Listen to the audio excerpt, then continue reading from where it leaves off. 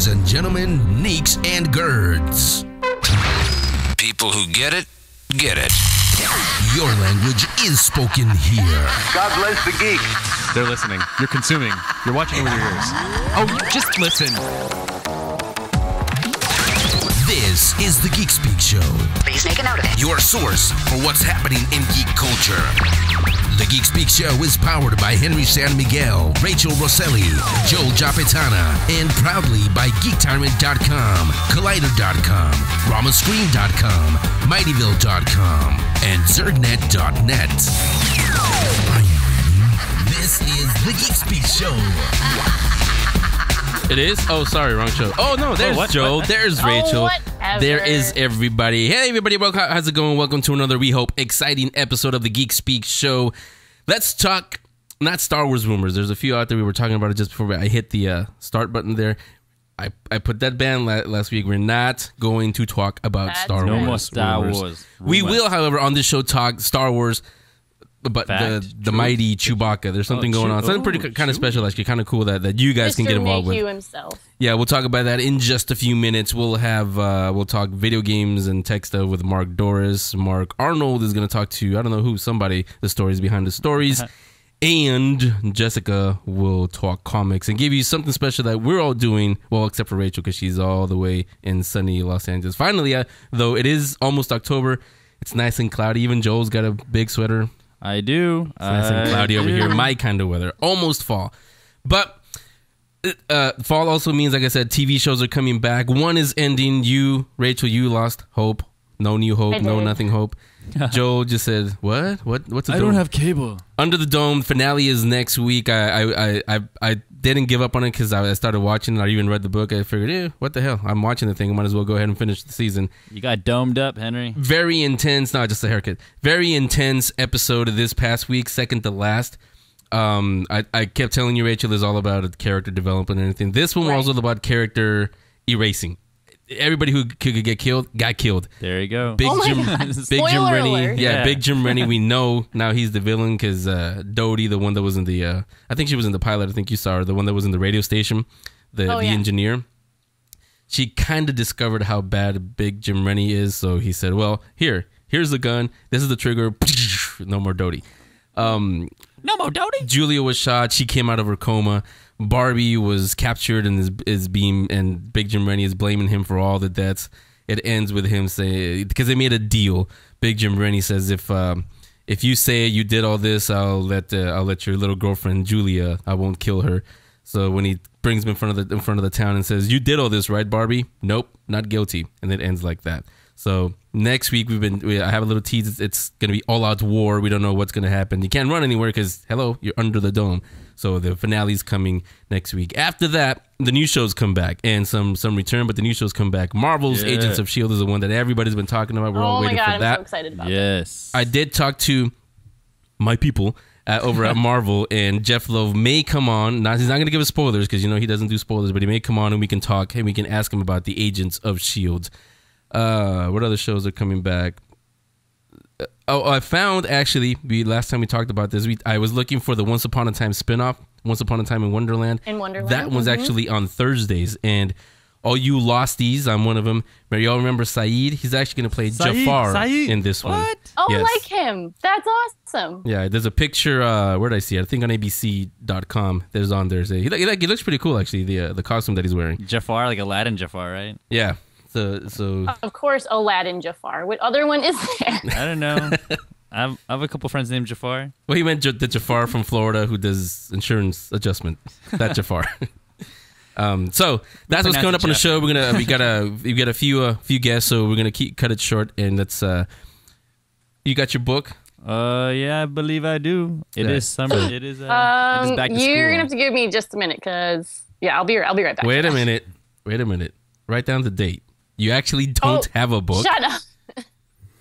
September 11th. I have one. No You book just have for to give me a Rachel. minute. See, I knew there was something strange this morning because right before we started the show, everybody walked in. Hey, Henry, how's it going? I said, Joel looks bright and shiny and clean, like he took a shower finally. Oh, that's what that thing in the bathroom is for. No, I didn't.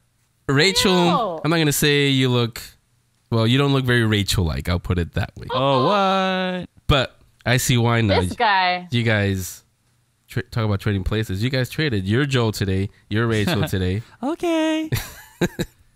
I do not sound like that. Joel, you look so good. No, you don't sound like it. You need to sound like Rachel. Go ahead. You should see how he impersonates you when you're not here. Yeah. If you guys could see my face right now, it is not very amused. Rachel looks like The Geek Speak Show will be right back. Toys for you and your iMachine. Bits and Pixels with Marc Dorris. Alright everyone, now don't hate me. I'm just the messenger here. Gotta start off with a little bit of bad news. Kingdom Hearts 3 has been reportedly put on hold. Yes, a long-awaited end to the Disney and Square Enix collaboration has been put on pause due to the release of Final Fantasy XV. The producer of the series, Shinji Hashimoto, shared at E3 that because both games are sharing the same director, Tetsuya Nomura, it would clearly impact the developmental progress on both. Both games are sequels and, of course, are highly anticipated, so it is understandable they would want to make the best possible games without rushing production on either. As to when Kingdom Hearts 3 will actually be released, that has yet to be said. But there is a silver lining, a light at the end of the tunnel here, if you will. What is that, you ask? Well, how's about Kingdom Hearts 1.5 HD? Released on September 10th, a lot of details of this have been floating around for some time, but we can finally see this in action.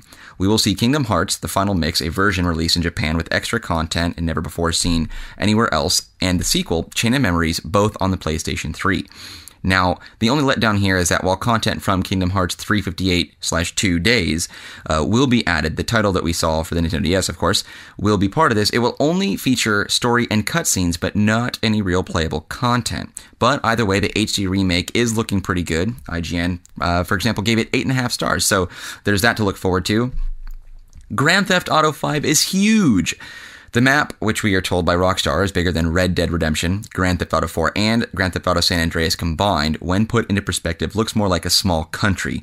Leak images and footage show just how large it really is, and I gotta say, it really looks remarkable. But here at the Geek Speak Show, we are not only looking forward to this one, which comes out in just a week, but we can't wait to actually get our hands and play it.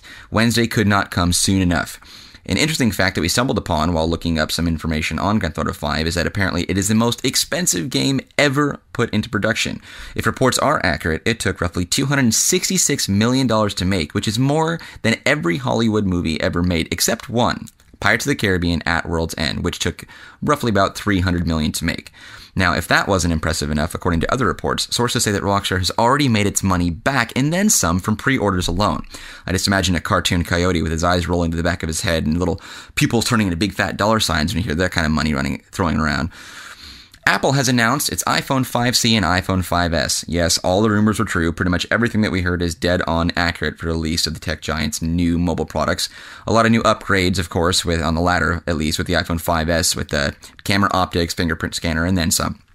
But the real topic is the software. iOS 7 hits the public Wednesday, September 17th, which will be available from iPhone 4 and later, iPad 2 and later, 5th gen iPod Touches, and the iPad Mini. This will be free, of course, to the public, and the phones, which will be available to the public to basically try and see if you can get one, will be on that following Friday on the 20th. That is it for this week, guys. Tune in next week and hear our first thoughts of iOS 7 as we get our hands on it, and any new game news to come. Email me at Dorris at The Geek Speak Show, that's Dorris with 2 R's, or follow me on Twitter at NerdOutcast. I'm Marc Dorris, and I speak geek. Hi, I'm Chris Hardwick. You are watching and or listening to Geek Speak Show.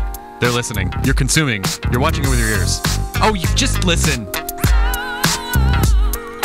We are back on Geek Speak Show. Yeah. So Rachel will be here in just a few minutes. She borrowed a page from Joel this time because she actually doesn't have a book for the book club. Write it down on your calendar. First time she doesn't have a book. What's today? Probably a Star Wars book, like always anyway. So while we wait for her to find a book, let's talk to a couple of young ladies who not only do they read books, they've written books, they know all about books. They're the Winter Twins that went on before, Britt and Brianna. Welcome back to the Geek Speak Show, ladies. Thanks for having us. Thank you so much for having us. Pleasure. Hey, girls, hey. Pleasure having you back. Let's talk about those books. The Strand Prophecy is the one that I started reading last year. It's been out for a while. Without too many spoilers, tell us a little bit about the Strand books, the graphic novels, and everything else that goes with it. All right. Well, we'll start with just a little summary of the first book. And the first one, we like to say, is about a scientist superhero with no powers who has to warn the world about rapidly evolving predatory creatures. So that's like our few-second summary. It's about it's a scientist superhero with no power. So we were really inspired by Batman and X-Men, and we just love the idea that someone can do something incredible, but with no actual superpowers. It's all technology. No powers. I know. But it's pretty awesome technology, so it kind of gives him powers. He creates a technology that allows him to use 100% of his brain.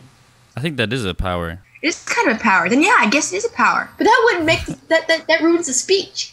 If we acknowledge it's a power, we don't have our speech anymore. It's true. not a power. That's true. It's Well, not for a us power. especially, we can't have ruined speech because how do we do this show? Exactly. So it's not a power. No. So do you guys know what a nanofiber is? No, tell us. What is a nanofiber? It's like a small metal string. So what he does is he takes the small metal strings, which is really a complicated technology. It's just hard to explain in a fast manner. And he uses that to connect his brain pathways. So he's able to access parts of his brain he wasn't initially able to access. And by doing that, having the brain grow around the nanofibers, he's able to use 100% of his brain. And connecting to a skull cap, which is a different technology. It's like a computer directly connected to the brain. Exactly. You guys are such twins, completing each other's statements and sentences. I love it. Wow. So that's all I had to say. It's pretty fun. It's fun. So we were talking about serious science fiction. Yes. So he connected the skull cap directly to his brain. So he's able to think thousands of thoughts at the same time, and he's increased intelligence. With this hyper intelligence, he discovers something disturbing. This is where a little fantasy comes in, and we don't explain the origin to the third book, which is coming out next year. That solar radiation is going to cause a rapid evolution or mass mutation, that every living thing is going to evolve. So for animals, that means the largest food source. And for humans, that can mean, it could mean the largest food source, it could mean the environment, but it also could mean your psychological state. Ooh, tell me more. So if you're a monster on the inside, if you're aggressive, that will show. If you, it could also, I'll give you another example about the environment. Let's just say you like to swim a lot. You may grow gills. Did you just growl? I don't know. Yeah, I'm going aggressive right now because of the solar flare that just happened. Right, absolutely. Okay, we'll go with that. So that's the premise of the first book. Our hero has to warn the world about it because it's being covered up. No one knows about it. It's a low level of radiation, so it's not as obvious yet. It's a lot of fun. It's kind of like a sci-fi action movie in book form, we like to say. And I'll throw in, I've read the first two books, and without giving too much away, it does have the sci-fi elements, the superhero elements, but it also has a family element because it's a story about a father and a daughter that's in there also if you're into that. Like I said, won't give too much of that away because you guys got to pick it up and find out for yourselves. And book 3 is you're working on it now, you said, right? Yes, actually, we're coming out with a new book in the next couple of months, which is called PCT, or Perfect Compatibility Test. And that's the next one we're going to come out with. And then it will be Strand 3. Because we're going to be finishing up the Strand trilogy. Before we finished it up, we wanted to release a first in a new trilogy. Just kind of get things moving along. Right. Yeah, so a little break before Strand. And we're talking to the Winter Twins, the Brittany and Brianna. They're America's youngest multiple award-winning authors. They're officially recognized as prodigies by the World Council for Gifted and Talented Children. Not the same as being students at Professor Xavier School, but probably a little bit cooler than that. Yep.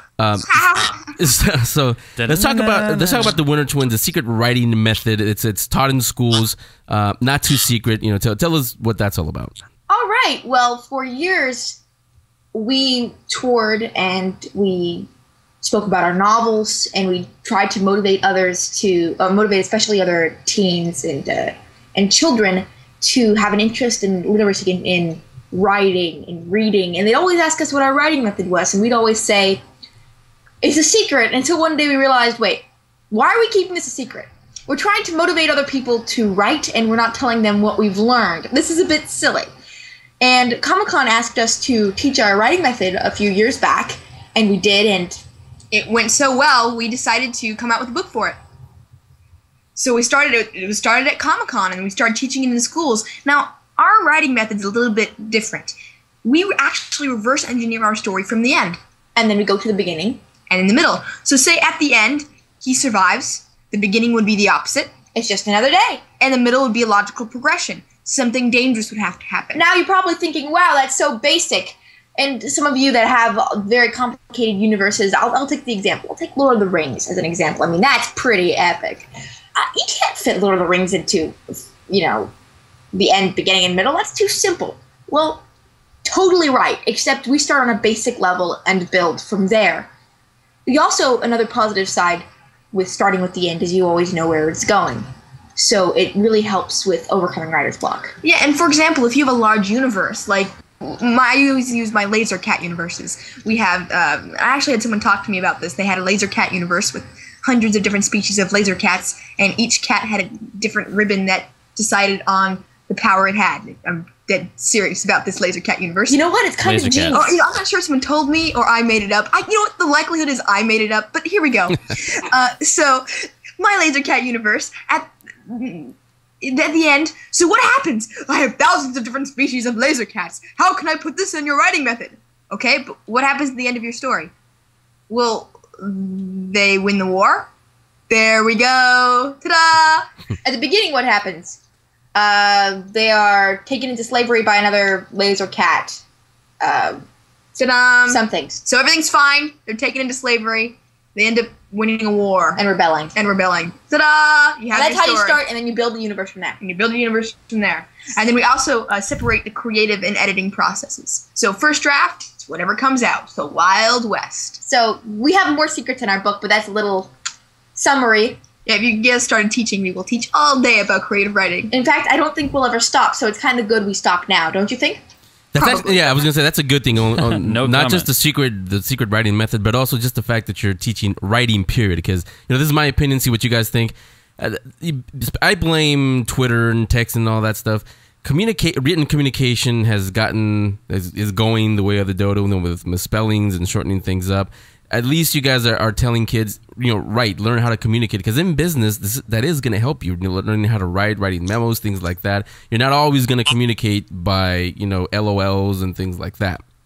One of my favorite parts about writing is that the more you write, the better you get.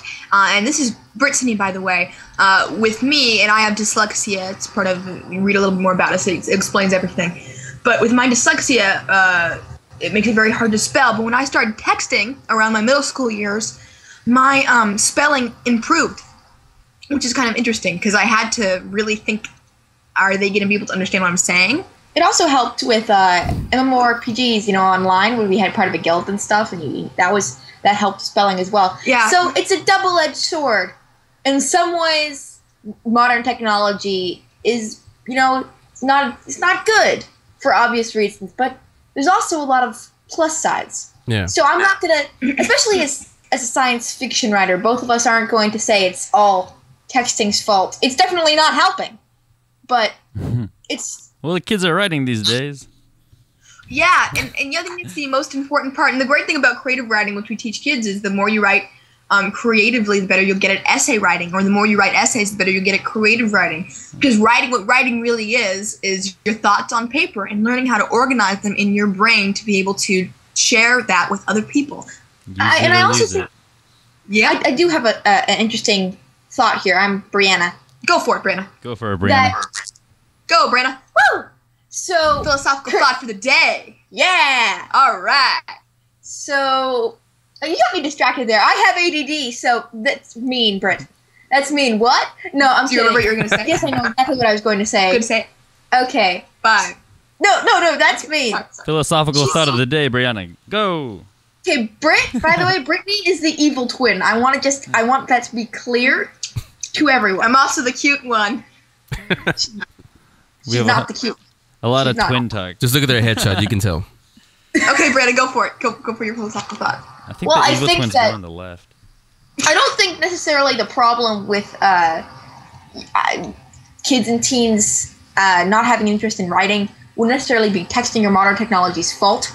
I would have to blame culture itself. Because there's maybe J.K. Rowling, but there's no writers out there. No one, when you see a movie as a child, and you see a TV show or you listen to a song, you don't connect in your mind that song and that movie and that TV show and that video game were written down. Yeah, had to be written first. Writing. It's all creative writing. And that's what we try to say when we talk to kids and teens. Like, you know what? How many of you play Halo? How many of you like the Avengers? How many of you like Taylor Swift? Whatever. And, they'll all raise their hands. We like that. And then we'll say, that was all written down. And they'll have this look on their face like, I never thought about it. And it changes the culture. Creative writing. Okay, that's Yeah, you're absolutely right. I mean, even something like as simple as Angry Birds had to be written down first for actually, you're throwing the birds at the pigs. So, yeah, you're absolutely right. Well, writing is a big part of culture. Imagine the pitch on that, too. So we're going to have these birds, and they're going to be in a slingshot. We're going to put them in different hats. The pigs, different hats. So sounds weird, but hey, look at the result. Yeah, I've been in a couple of those conversations myself in my time. Yeah, so have we. But it's pretty fun. It all starts with these laser crazy cats. Laser cats. Yeah. There's Brittany and Brianna, the Winter Twins. You can go to the website, wintertwins.com, go to our link section. You can go there. Everything is on there for you. Talk about something else you guys formed called Motivate to Learn, the number 2, motivatetolearn.org, also on our links page. But talk about that, you guys. Well, Britt and I, we're science fiction authors.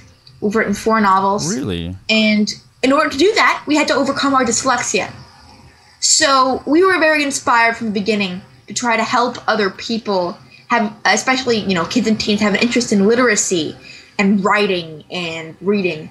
And through our nonprofit, we teach our creative writing method in order to help them with, share our writing tricks we've learned, help them write themselves, and to inspire them to overcome anything. Because in 4th grade, as we said before, our learning disabilities start to show up, like dyslexia, dysgraphia, ADD. Woo! ADD! And we started to feel really bad about ourselves. And we went to our dad and said, Dad, you know what? We're stupid. Especially with bullying in school. We're really stupid.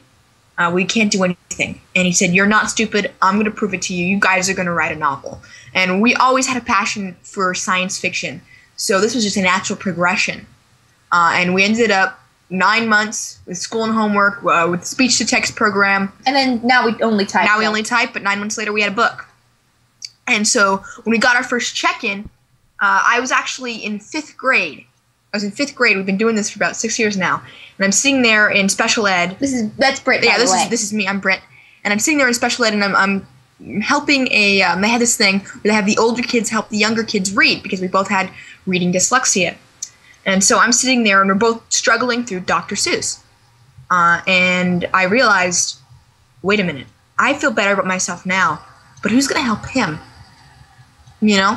So I decided to take, actually I went to Brianna and said, Brianna, what do you think about doing assemblies on this? And she was right on board. And we took all of our money, and we still do most of it, and we put it back into our nonprofit to help people.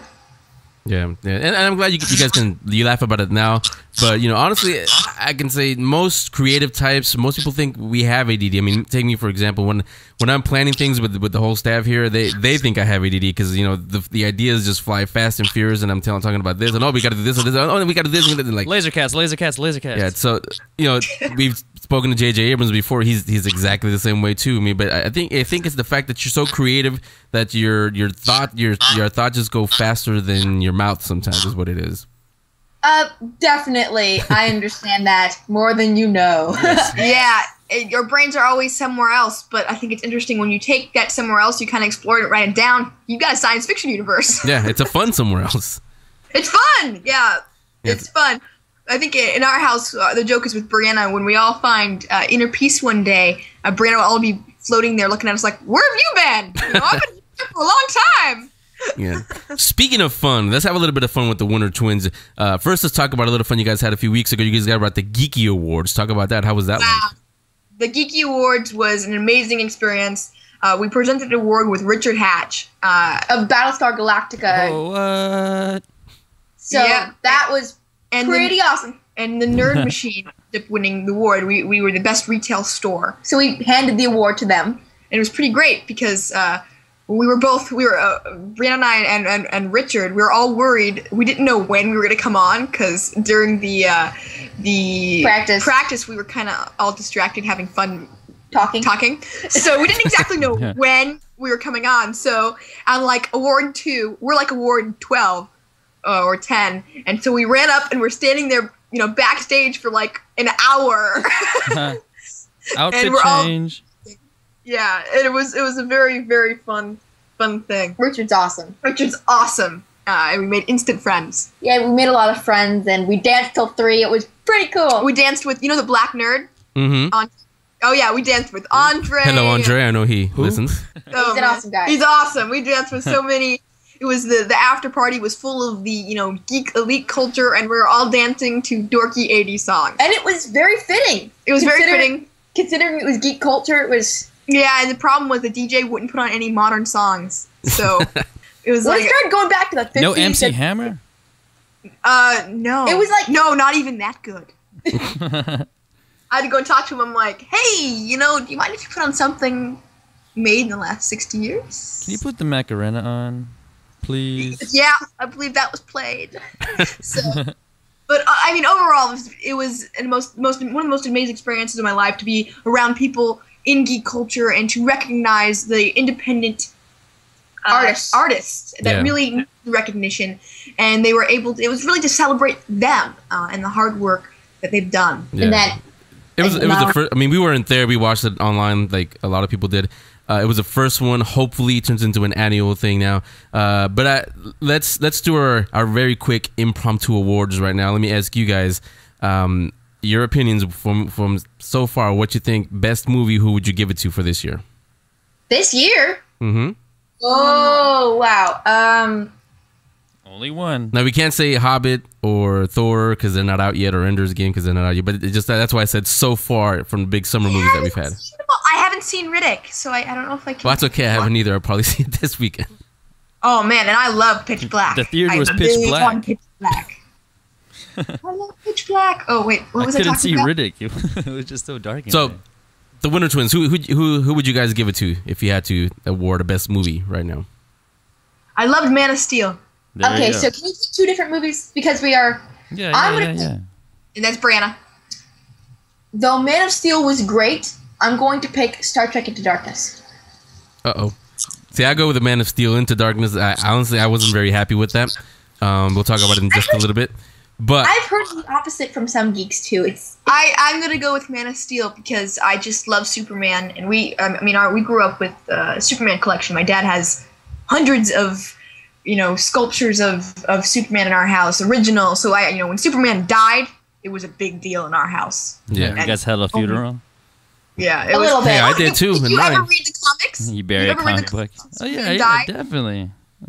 No, I mean, I don't know. You're the same way. I had one just last year when Peter Parker died in the comic book. So yeah, that is what we do. Bury the comic book in the backyard. Oh my god, he's dead. So I remember that was like a big deal. But spoiler alert in case somebody didn't know. Just loved what they did with Krypton, and I just thought, wow. Yeah. Because if you look at the old Superman stuff, he's in spandex. Mm-hmm. But to make him that awesome, maybe you're kind of convincing me here. Because Superman, what they did with it, it's great. I'm a big Superman fan. It's Brianna, by the way.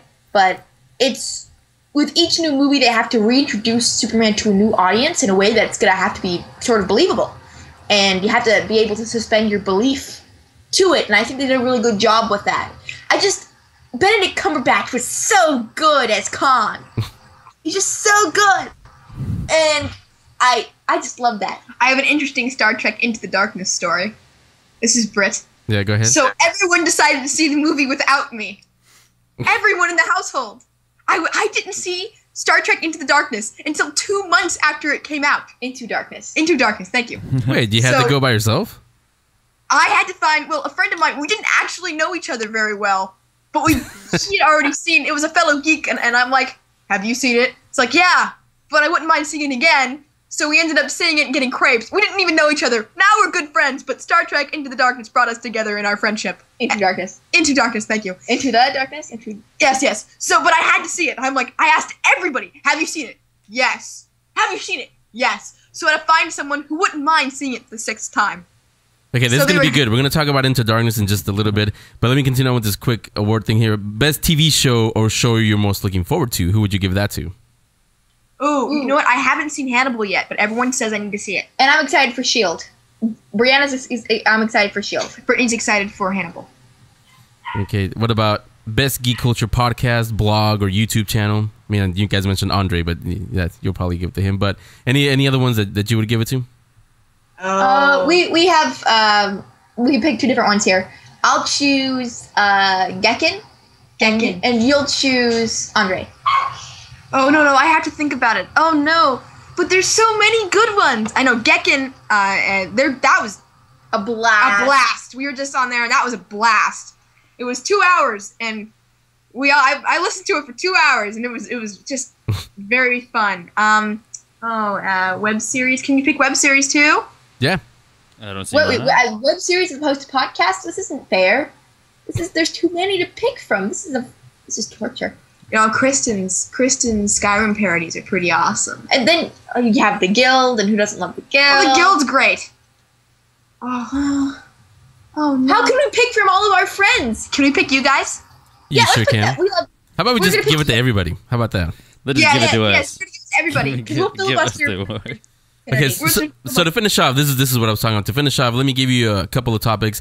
We'll show you guys. Most of you guys already know, who know them, who read their books. You know they're the real thing. They grew up in geek culture. They speak geek culture. It comes out of them. You're hearing it right now. So let's talk about some big topics of the past few weeks. This is from last year, actually. Star Wars being bought by Disney. What did you guys think of that? I thought it was great. A natural progression. I'm excited to see the next movie, and I think they're going to do a good job. It's a logical next step. It's a logical next step. They needed to expand, and I'm excited that I'm looking forward to one day a Star Wars theme park. Yes. You better copyright that idea before someone swoops on that. Oh, don't worry. They've already thought of it. And the B part to that is the new Star Wars movies and JJ being announced as director. What do you guys think of that? I think that's also logical. They're gonna. I can understand Disney's perspective in trusting the reboot of one of the, if not the biggest sci-fi franchise ever. You're gonna have to trusting it to someone that also rebooted another franchise, did a great job with it, and he does such a good job with his films. I am forgetting the name of it. Super 8 was beautiful. Star Trek is beautiful.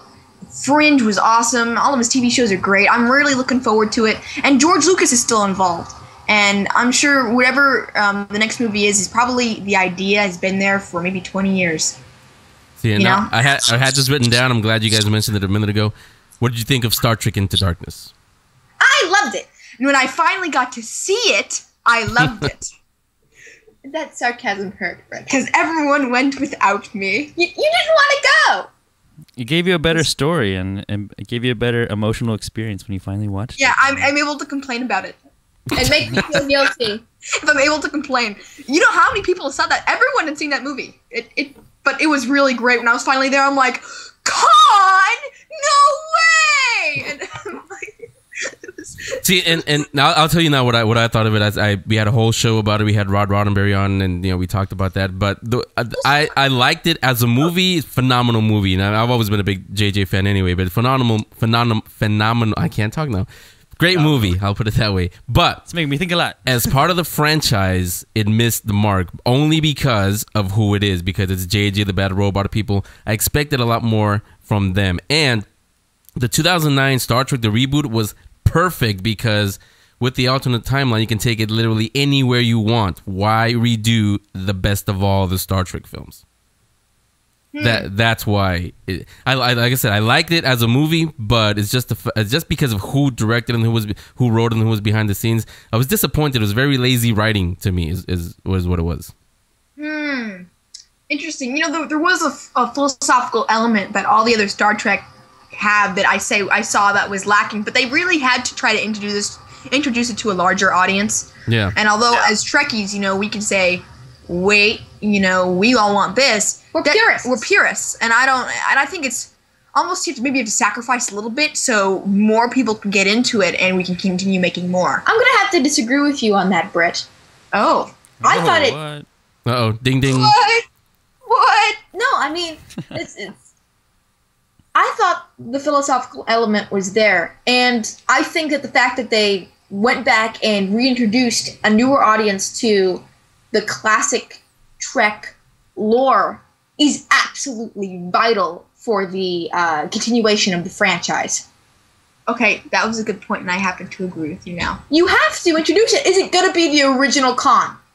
No, because it's a different movie. However, it did a really good job at introducing people to the Klingons and to Khan and to the dynamics of the ship. I'm not admitting to this, but I might have been crying when the Klingons came on screen. Maybe.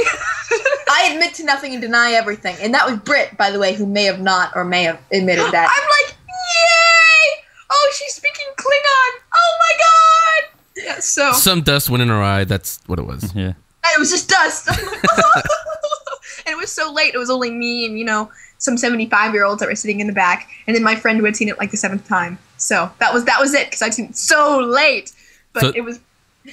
so that's Star Trek Into Darkness. Now, a big one, because I know you two are fans. Ben Affleck as Batman. Ben-Man. Oh. We have controversial opinions. You should start. You should start and say your opinions first so we can disagree. I mean... What? You first. Well, we talked about it last week. Me, honestly, I'm holding judgment until I actually see the movie, because like I mentioned on the show, I don't think that you can really judge. You can kind of, but you can't really judge an actor's performance on what he's done before, because every role is different. So, I said I'm not happy. I'm not disappointed. I'm not Zack Snyder. You ruined my Batman. I don't know. I have to see it. So that's what I'll say. Oh, actually, this makes this a little less fun because you didn't say something inflammatory and go back at you, but that's okay. We'll continue. We agree. I know a lot of people were very upset and freaking out. What? How dare he? But they did the same thing to Heath Ledger as the Joker. And I'm sure I think he's going to do an awesome job. We trust Christopher Nolan. Yep, I always say, in Nolan we trust. Indeed. In Nolan we trust. So, and I think he did a great job. Oh, I'm forgetting his movie. Inception. Batman. Dark Knight. The Ben Affleck's movie that just won the Oscar. Argo, thank you. Yeah, that was great. Argo. He's a really good actor. He's great. It might be really, really, really great. And the classic, I love Man of Steel. And I would love to see how they're going to put Batman and Superman together. And if anything, to see the comic books that I've read my entire life come to screen is really a dream come true. Yeah, I mean, that was my feeling when I was watching all the Marvel movies and culminated last year in Avengers. Now I want to see the same thing for the DC characters. Heck yes. And, The Dark Knight is a brilliant series, and it's wonderful. But, I don't understand why you can't just make those, like separate franchises. That's one version of Batman. Superheroes are larger than life. Mm-hmm. There's no reason why you can't remake them over and over again and enjoy the characters. In different settings to a different audience and different generation. Okay, so unless I'm missing the point, you guys, both of you are okay with Ben Affleck as Batman? Yeah, we're fine with it. We're fine. Yeah, see, this makes it so much less dramatic. We were on Gekken and they were not happy, and so we were like, oh, we can cause trouble. Yeah, I heard that show. Now, say whatever you want. The last one I'm going to give you is a big one. This is why I saved it for last. Not the best, but I'll save the best for last. We did a whole show on this a few months ago, and that is the fake geek girls topic. So give your thoughts on that. Sexist! Sorry, what? I didn't hear your question. Sexist! Oh, come on! Really? Come on! Aren't we a culture that's supposed to be inclusive? Weren't we the ones that were... all inclusive. Weren't we the ones excluded? And that's the reason we started this to begin with? And now we're excluding? I'm sorry. Okay, the passion is out of it. I'm going to meditate now. Wait, how do you really feel? You know what? I get that all the time, and I kept wondering why they asked me that. That was a joke. Everyone's supposed to laugh now. Thank you. I don't understand it. With Geek Culture, the reason why I love it is that it's a place for people who, please, like, for me, I'm passionate about so many different things and so many geeky things that when I walk into Comic-Con or I walk into the Geeky Awards or even a comic book shop, we all understand each other and we have the same interests. You're among family. And we're all inclusive. I think that quote-unquote fake geek girls it's a good sign that our culture is growing and people are trying to hop on the boat to get some fame or popularity from it. So I think it may be a symptom of geek becoming chic, because these people that have been a part of the culture for a long time think that person isn't like me or my buddy, therefore, that's wrong, they're fake, it's this. Also, I want to bring up, it's a girl, therefore that's something wrong with that. And we started getting that when we were at Comic-Con this year, especially, we're 18 now and we're starting to look a little bit older. We started to get some very interesting and disturbing comments, and the way people treated us are different at Comic-Con. Oh, you write science fiction? Ha ha ha, very cute, right? They didn't actually believe it. They don't think, we can actually, we actually know about gold maple. Or that we have any sort of intelligence at all. Yeah. And they treat you as such, and it's quite insulting. So I think what we got to do is not to focus on that and to move past it, because it's not true, and to, I think, just ignore it and to ultimately be yourself and to stay true to who you are, because you'll prove them all wrong. And hopefully, us and girls like Kristen, the one that started the Geeky Awards, and Felicia Day, Bonnie Burton, other geek girls will pave the way, and it's geek girls, there are more of them than one would initially think. This is not necessarily a male-dominated subculture anymore. No, and that's changing. It isn't. See, and I'll say, I don't know if you guys listen to this show, the Geek Speak Show, on a regular basis, but that's one of the reasons why a lot of people like it, because it's not just Joel and myself. I have Rachel, of course. Me? We have Jessica. We have Michelle. We have a lot of geek girls who actually know their stuff, and their voices are loud and proud on the show. They're not just in the back giggling at whatever we say. I let them host by themselves. I feature them a lot, and people like that because we're giving them a voice, we're giving them a show. A lot of these shows, unfortunately, they don't have the female fan point of view, and that's sorely missing in podcasts and blogs and things like that. Well, actually, I can say that's actually a positive thing, because there's definitely a open market for geek girls, and it's there. And as I said, after we turned 18. We really started to step up our game because we could, and into geek culture and geek girl culture. So that's really what we've been, repositioning ourselves as, or just, that's actually what we do. We come on another interview next week, same thing. We're here as geek girls talking about geeky things and giving our opinions. And I think my prediction is that geek girls are really going to step up to the plate and blow everyone's minds. You go, girls. I think the culture will change, and we're only at the beginning of it. Geek culture is young. Geek culture is young, and we are ever evolving. We started out as We're evolving. The nerds. Exactly. We started out as the nerds in the back of the classroom. But now we're the ones making the movies. And, look at Mark Zuckerberg, We're the ones with all the money making movies, and ultimately our culture decides and makes and breaks a lot of Hollywood and most of Hollywood things. And in general, TV shows, movies, books, technology. Yeah, I was going to say, all these shiny toys we have, who do you think makes those? Exactly. Geek is becoming chic, and that ruffles a lot of feathers. Some people think they want to be purist about it, and they think, oh, that girl is, she's blonde, therefore she can't be a geek. Allow me to put like a funny sticker on her and run away. It's like, really? What's wrong with you? Just because you're blonde doesn't mean anything. I believe that this culture is supposed to be inclusive. Actually, that just makes us hipsters. Ah, indeed. But we could be hipsters, and I think we are a little bit hipstery.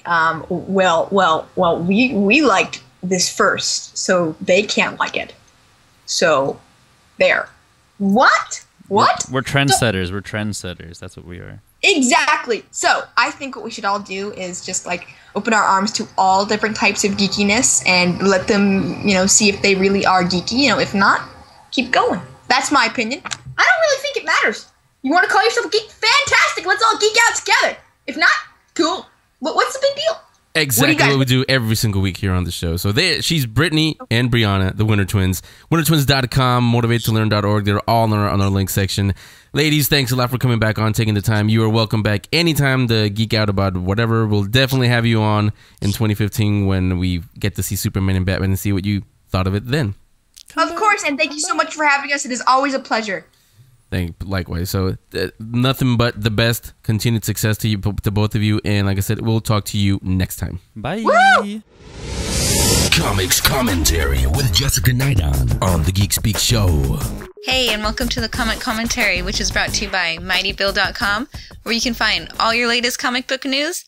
I am on that website all the time, and you should be too. So there's some drama going on with DC's Batwoman. J.H. Williams and co-writer W. Hayden Blackman quit Batwoman. Williams posted on his website that they both quit because of editorial interference, because DC was stopping them from being able to tell stories they wanted to tell and they felt were important to the story. A big one that DC wouldn't allow them to do is Batwoman's wedding to her girlfriend. She has been openly gay since the start of the story, and this could really backfire in DC's face. I hope they have a plan. And DC has since said that it is not the main character's Batwoman's sexual orientation that stopped them from wanting to do this story. It is the wedding itself within a comic book story that they're not wanting to put in.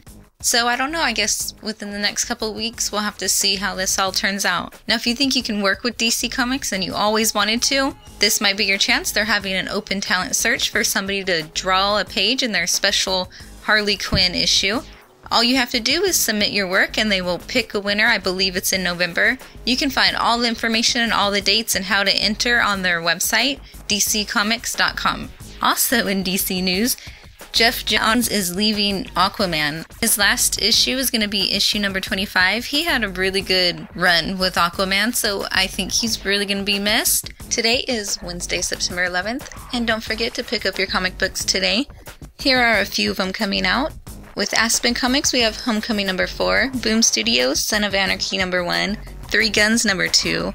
Dark Horse, we have Star Wars number 9, Image, Sidekick number 2, and Walking Dead number 114.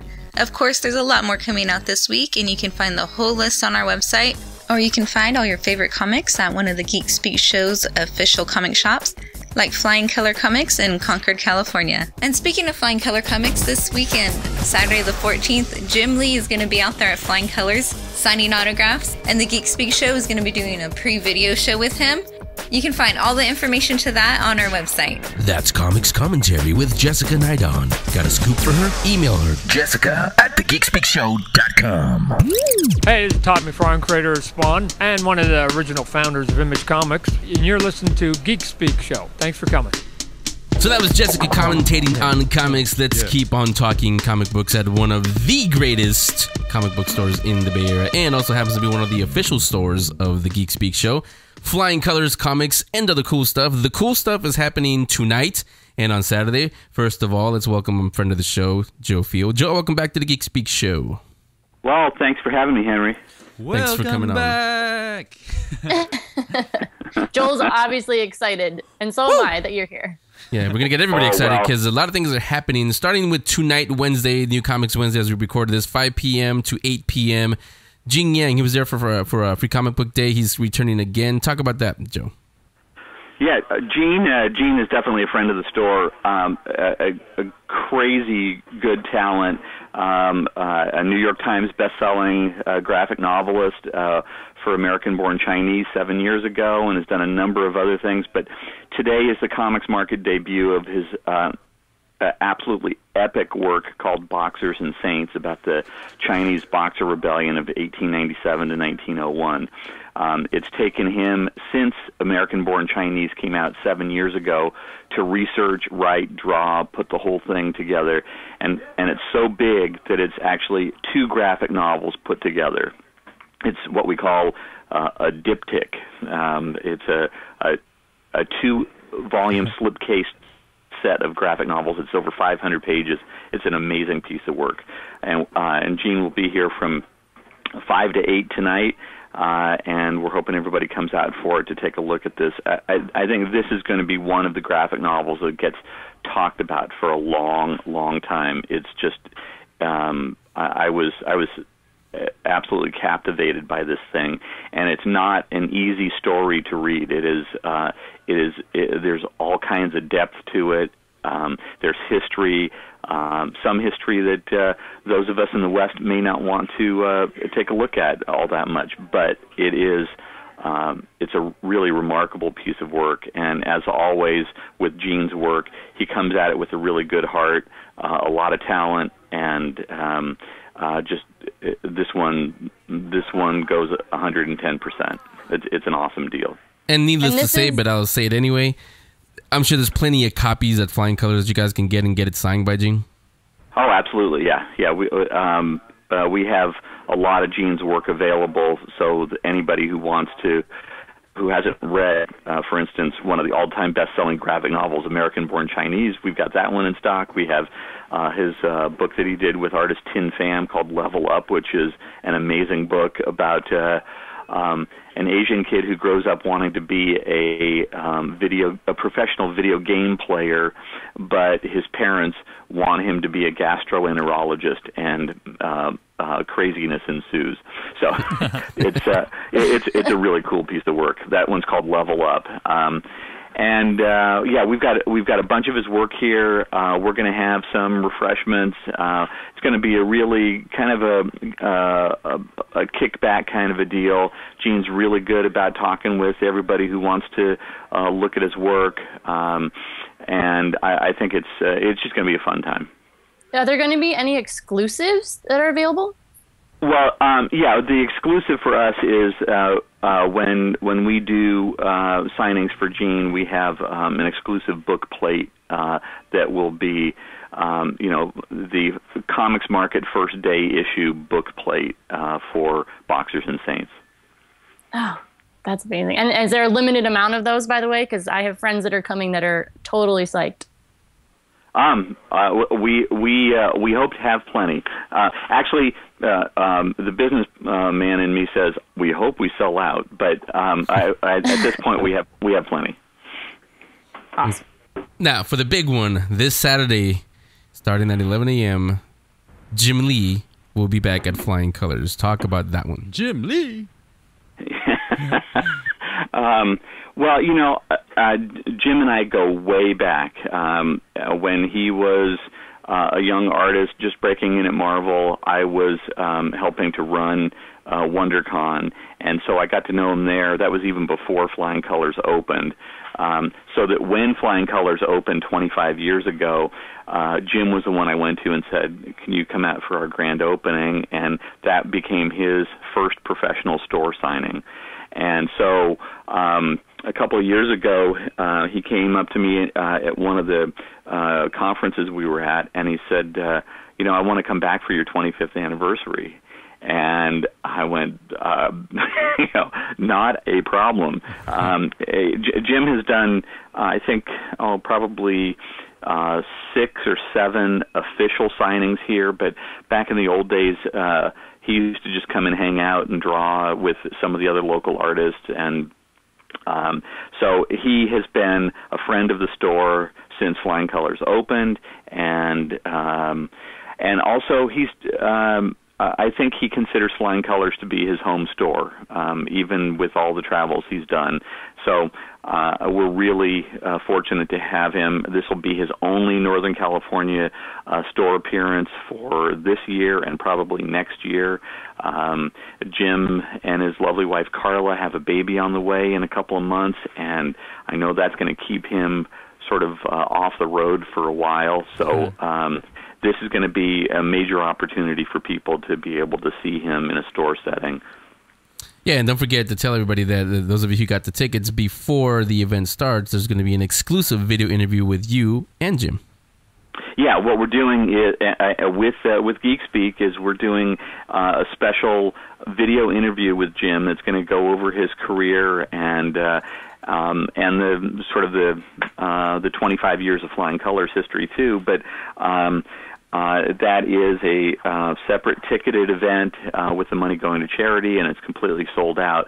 But the cool thing about that is that That's an hour before the official signing starts, and then we'll be ready to rock and roll at 11 o'clock. And we also have one other deal for people to be able to get priority line privileges, and that is for those people who buy or have bought already Superman Unchained 1, 2, and 3 here at Flying Colors and have their name in our system as having purchased those, we will be giving those people priority line privilege. So those will be the first people let in once the signing starts at 11 o'clock.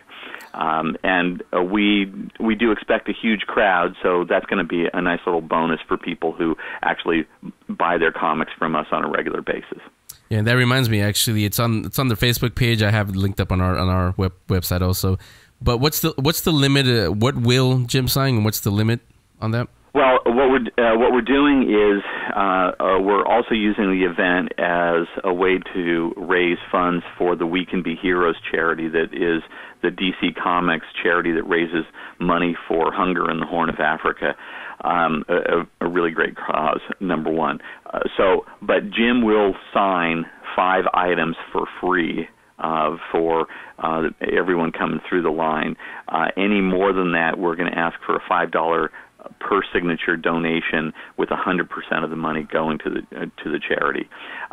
We also are going to be doing, I'm not going to be doing them. Jim is going to be doing some of his amazing sketch work, but because we cannot do that for everyone here, what we decided to do is turn that also into a fundraising opportunity. So we have raffle tickets that are available, $5 a piece or 3 for $10, available here in the store now through Saturday. And during the course of the event on Saturday, we'll be drawing, or Jim will be drawing, these raffle tickets out of the box and be doing sketches for those lucky people. And my guess is he'll probably do somewhere between 4 and 6 sketches during the day. So there's a fairly decent chance, the odds are pretty good to put $5 down and get something good out of it. That's all to the good because the money goes to charity. So it's going to be a lot of fun. We're going to have a great time here. It's going to be rocking all day long. There may be a little period in there where I let Jim have some lunch during the middle of the deal, but what we're going to do is we're going to make every effort to go all the way through the line to make sure that everyone who shows up gets at least a signature. So we're hoping everybody turns out for it. Now, the other obvious question, I got a few emails about it, in fact, is, are pictures okay with Jim? Photos are okay, but bring your own camera, take a picture. But we're gonna really try to keep things going. So this isn't going to be, set up your tripod, get the lighting right, blah blah blah, all that. No, it's going to be get in there, take a shot, and go if you'd like one. But I know a lot of people will probably want one, but that's as long as we're able to move it through quickly, we'll do it. We actually, my estimation is we're going to have somewhere between 600 and 1,000 people here. So that's a lot of people to move through in essentially a 4 or 5 hour signing. So what our goal is going to be is to take care of everybody, and if there are people who wind up slowing things down, we will play bad cop and move them out of the way so that we can take care of more people. Yeah, so again, that's happening. That's happening this Saturday at Flying Colors Comics and other cool stuff. Jim Lee there. The whole event starts at 11 o'clock. Those of you who have the tickets, a little before I would say 10-ish, 10:15 or somewhere around there. Exclusive interview with Joe and Jim. And remember, if he's going to sign up to 5 things free, which is pretty generous, have all your stuff ready, because like Joe just said, if there's 1,000 people there, if you want to get your signatures, you need to have all that ready to go. Yeah, that's a really good point, Rachel. I think what we'll do is we'll try to let people know that as they're coming through, to just take things out of their bags and boards and that sort of thing. we're pretty good about organizing events here, so I think it'll move smoothly, but the more people are able to help us out by getting things ready and paying attention through the course of the line, the smoother it'll be. What my guess is, if there is still any kind of a line and it gets towards the end of the signing, what we'll do is we'll just get Jim up from behind his table and just cruise on through the line and at least get everybody a signature. We may not be able to get everybody 5, but we'll do what we can to take care of everybody in line. Yeah, so again, Jin Yang tonight, Wednesday, as we record this, 5 to 8 p.m., get his new Boxers and Saints books, and he'll sign them for you. Jim Lee this Saturday, starting at 11 a.m. Be there, take your 5 books, and just be ready to have a lot of fun. The 25th anniversary that's going on, that's all part of this. You've had Stan now, you have Jim Lee. How can it get any bigger than this? Who are you gonna surprise us with next? Well, I don't think it gets any bigger than Stan Lee or Jim Lee, but we are going to have a nice event on Saturday, October 5th. That will be our actual 25th anniversary party, and our main guest for that will be one of my favorite artists and also a longtime friend of the store and a guy who was here way back in the day, and that's Dan Brereton. It's going to be a fun time, and we'll try to pull out a couple of surprises and see what happens. Flying Colors Comics and other cool stuff, as Joe always says, when it happens in comics, happens at Flying Colors. So you guys all be there. Joe, we'll see you there this Saturday to have fun with Jim. That would be great, and look forward to seeing you guys. And we're going to just have a really fun time on Saturday, and I want everyone else to come out and have fun with us. Okay, Joe, we'll see you on Saturday. Okay. This is Marc Ziegler, writer, producer, and director of Space Command, and you're listening to the Geek Speak Show. Ladies and gentlemen, you are listening to the Geek Speak Show. You are what? It's going along. I'm going along with the theme. During the break, we were saying I get called a lot of things here, and sometimes never Joe. It's a clean show, so I won't say what we call you. So it is the Geek Speak Show. Now, Rachel and I, what do you think of when I say let the Wookiee win? Well, it's a smart idea. Yeah. And you should always do it. Yeah, we always think of, like Jabba calling him the mighty troop. I was going to do my Jabba voice, but I don't think I can do my Jabba voice just yet. Peter Mayhew, the actor that we all know and love, we've all seen him at Comic-Con, the WonderCon, a lot of conventions. And celebrations. Yes. He's actually, he just went through a surgery to literally rebuild his knees. On to talk about it, because it's being documented on film. On to talk about it is one of the directors, Ryan Ziegler. Ryan, welcome to the Geek Speak Show. Thank you, Henry. I appreciate it. Yeah, thanks for taking the time. So since you're there at ground zero, tell everybody what's going on with Peter. What's the operation all about? Tell us what this is all about. Okay. Well, what I'm actually doing is we're documenting the whole process of what he's been going through. So what we did is we followed him to the last convention that he attended before he went into his operation, which was Salt Lake City Comic-Con, first year for them. And honestly, it was a really amazing convention. They almost broke 100,000 people, and there was a lot of great support from the local 501st and Rebel Legion.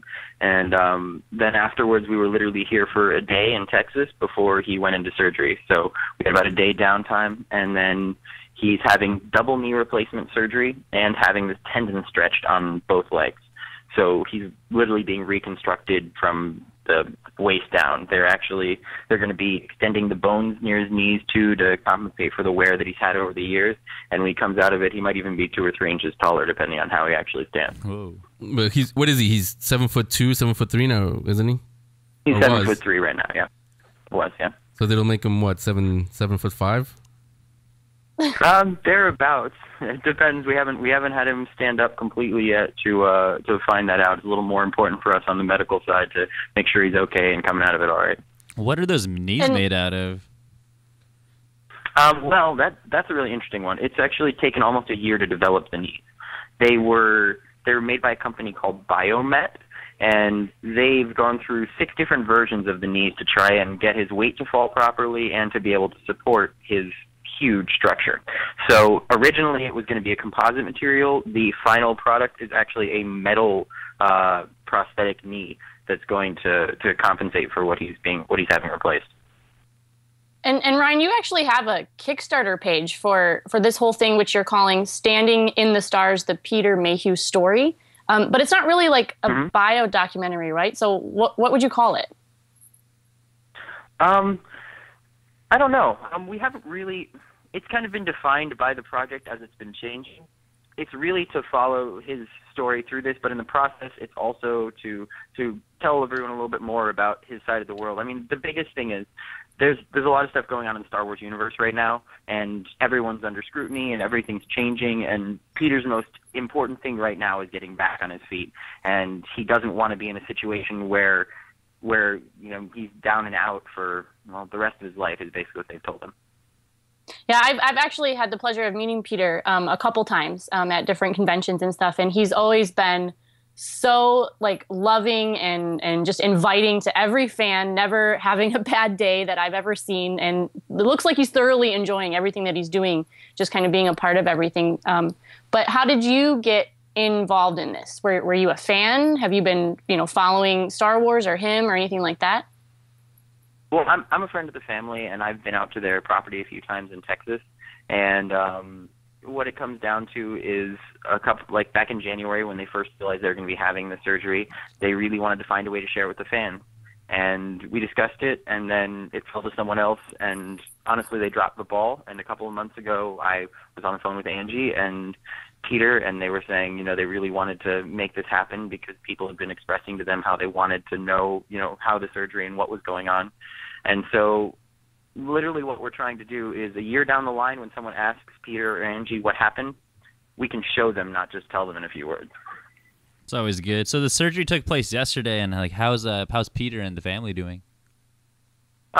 Surgery was actually a day before yesterday. Today's the 11th. Yeah, sorry, still rough. It was the 9th. They actually did it the morning of, and it's been rough so far.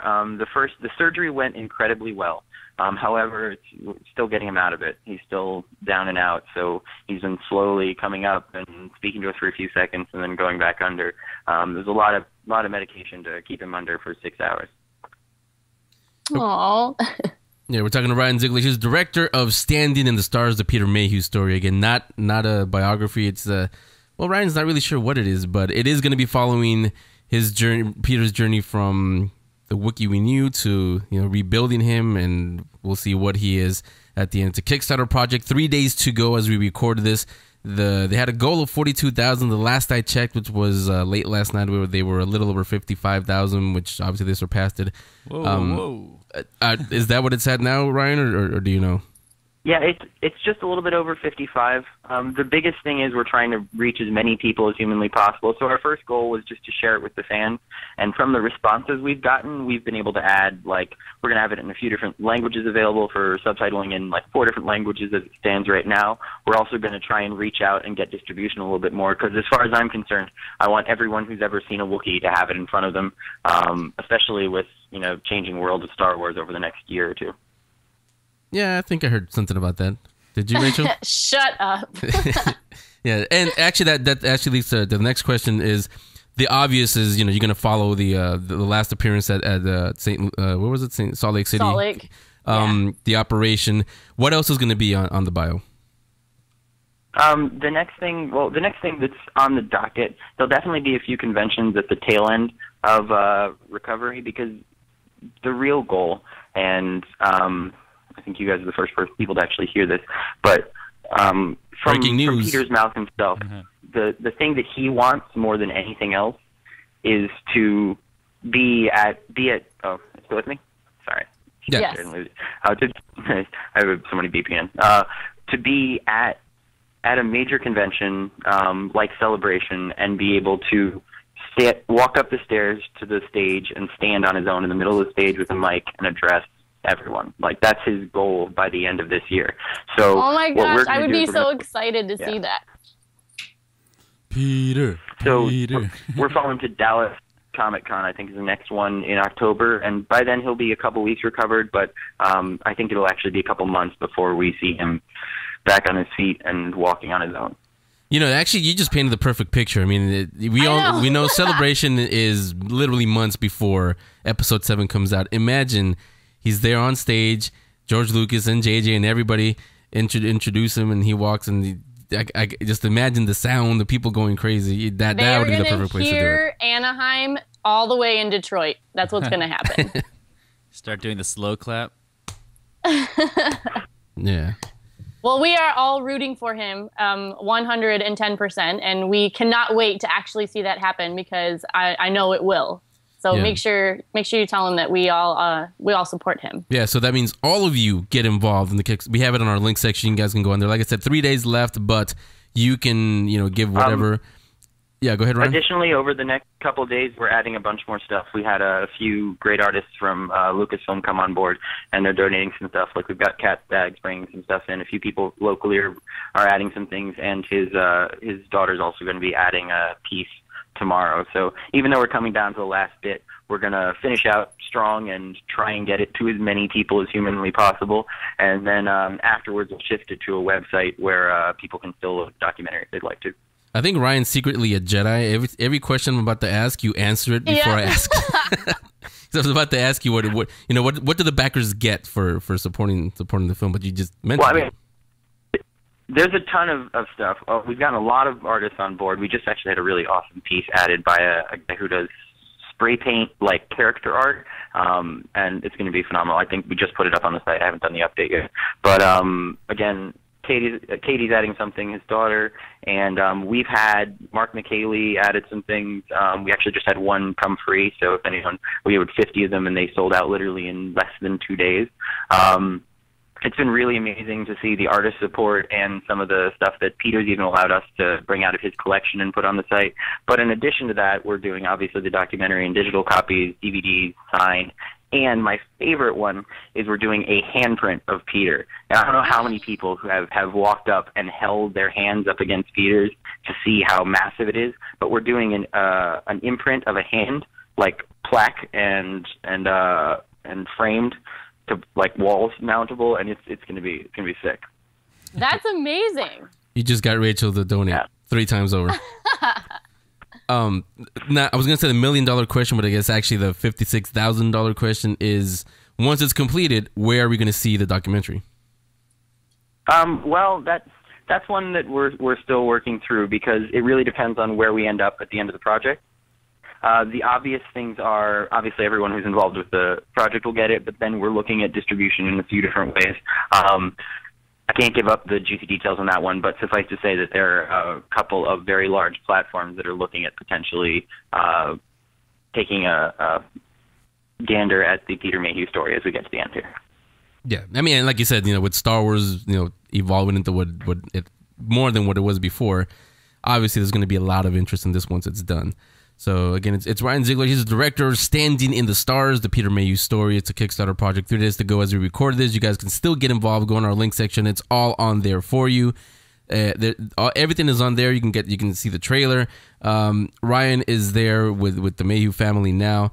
Yeah, from all of us and all the listeners, I'm sure I speak for them when I say, tell him from all of us, we wish him the best, and we can't wait to see him get up and roar once again in front of the celebration crowd. Yes.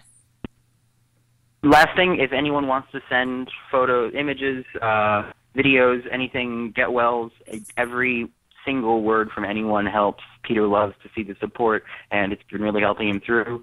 So if you go onto the Kickstarter, there's an email there, too. You guys can send get well stuff, too. Ooh, very cool. Oh, that's awesome. So I'm sure you're going to get flooded with stuff now. So again, Ryan, thanks a lot for coming on. Wish you nothing but success. Welcome back anytime to give us an update, and hopefully we'll get to see it pretty soon. Absolutely. Thank you guys for taking the time. Thanks, Ryan. Thank you, Ryan. Bye. This is the Geek Speak Show Book Club. Sci-fi, fantasy, horror, graphic novels, biographies. You'll hear them here on the Geek Speak Show Book Club. Yes, you will. Yeah, what's wrong with me? No, you will hear it here on the book club, and here we go. Who wants to go first this time? I don't want to go. Oh, actually, I don't care. Since you went and searched your bat cave and your secret stash, what'd you come up with, Rachel? Okay, so I came up with one of my favorites, actually. So I know you guys know this, but listeners probably don't. My favorite anime ever is Fushigi Yugi, which is the mysterious play. Hey, watch your mouth over there. I know it's a good sounding word, but it's actually created by Yui Watase, and she has a book that is the art of Fushigi Yugi, and it's got different anime forms, but a lot of manga as well, and it's gorgeous. It's one of the most beautifully done art for an anime style that I've ever seen, and it's a collection of all of these gorgeous pieces that are like sometimes a whole page, sometimes 2 pages, and it's just beautiful. So if you like anything like that, if you are an artist, if you're looking for inspiration of any kind, this book is amazing to have on the shelf just to flip through every once in a while. You can get it in hardcover too, which is kind of cool because, you know, it's all artsy. But it is just called The Art of Fushigi Yugi, and it's Yui Watase, and it's absolutely gorgeous. And your poster is? My book is it's equally gorgeous too. Since it's back to school season. That's your sweater, your book. You like my sweater, huh? Since it's back to school season, I want to help you guys if you're in high school or college and you're studying the Odyssey. The Cliff Notes. Yeah. Well, not even the Cliff Notes version. This is actually the illustrated version adapted by Seymour Quast.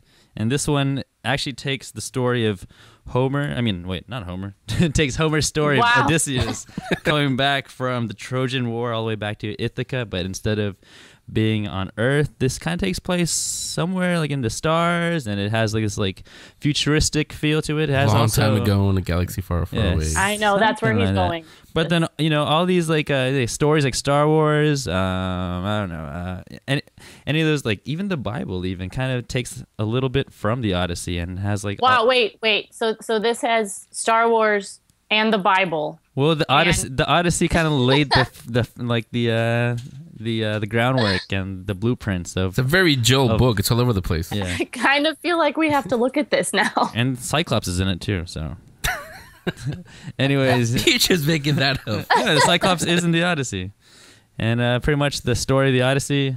Since if you guys are familiar with it, is if you're gonna come back home and you're gonna suffer and you're gonna take your time and you're gonna go through all these like trials and tribulations, you have to suffer magnificently, and that's what Odysseus does in the Odyssey. And he comes home to his wife Penelope, who's been loyal to him all these years, even though that many players have been hollering at her. Wow. So, and then we also brought in the ghetto. Yeah.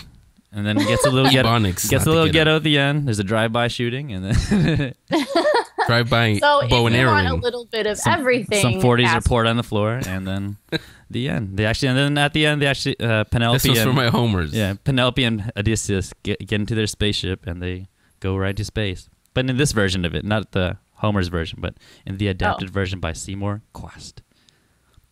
Okay, how am I going to follow that one up now? I know. I don't think you can now. I don't know. No, because we just talked to I was gonna call him Jim Lee. We just talked to Joe about the Jim Lee appearance on a Saturday. I picked something like this. I don't remember if it was this year or last year. The Marvel Vault. This is called the DC Vault. Pretty big. It's pretty cool actually. It comes. I was playing with it right before we started. It comes with a Batman mask. A lot of memos from some of the storylines that were there. What? Can you put up a picture of what this mask looks like online for everyone to see? It looks like the cowl. See, look. But then you gotta. Yes. We need to do the voice. Wait, the camera's on me though. Get the camera over here.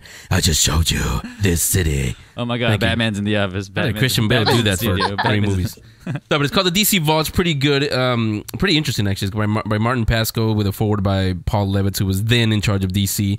Now obviously it's Jim Lee, who those of you who are going will see him at Flying Colors. This one it's actually when you open it right up, there's a pretty. I'm not even sure who did it, but there's a pretty cool drawing. Joe, you can look at it here.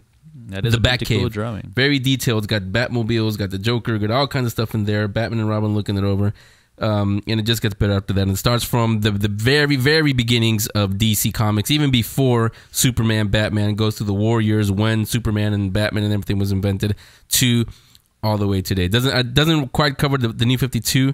I think there should be a new issue now, a new reissue with the New 52 stuff. But it's pretty interesting if you want to know about the history of DC Comics. It's all there for you. Like I said, it includes some buttons, some memos that mask some promotional stuff that DC gave out way back when. and it is called, again, the DC Vault. So that's my pick for the book club. Now, I think you topped it. I think you topped me. Let's call it a show. Before we do, one more time, let's remind everybody a couple of things. One, 3 days left as we record this, but get behind Peter Mayhew. Yeah, I know you got to kind of look, you can't really look over him, you got to look around him, but he just had the surgery. He, according to Ryan, he's doing okay. And we want you all want to be there. I know Rachel's going to be there. We're all going to be there. We want to see him stand up again at Celebration. So get in there to support him, help him out with whatever you can.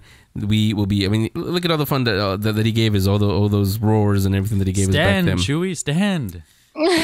So get involved in that. The other thing is, like I just mentioned, don't forget Wednesday, Gene Yang is going to be at Flying Colors 5 p.m. for his new for Boxes and Saints, his new two novel graphic novel.